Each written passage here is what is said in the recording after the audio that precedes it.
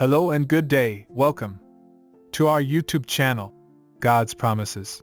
And today's video will be Book of Hebrews, Chapter 4. Let's get started now. The Book of Hebrews is a New Testament letter that emphasizes the superiority of Jesus Christ and his role as the ultimate high priest. Chapter 4 of Hebrews continues this theme and provides several valuable lessons for Christians today. The chapter begins by discussing the promise of rest that God made to his people.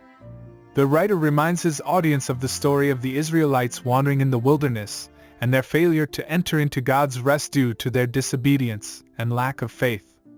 He then draws a parallel between this historical event and the present day, stating that there is still a promised rest for God's people to enter into.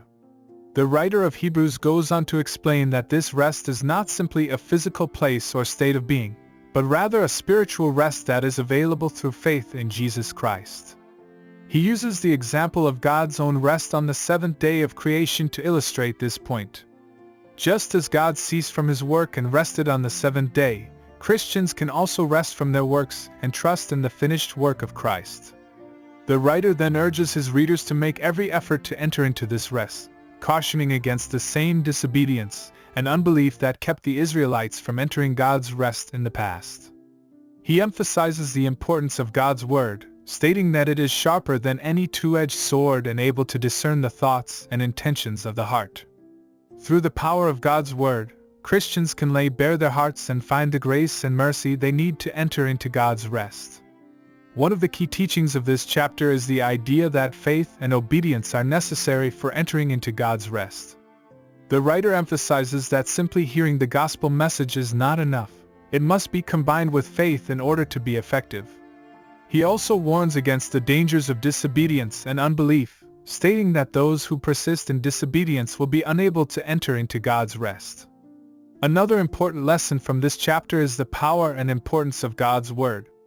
The writer emphasizes that God's word is living and active, and that it is able to penetrate the innermost thoughts and desires of the heart. He encourages his readers to approach God's word with reverence and humility, allowing it to transform their hearts and minds.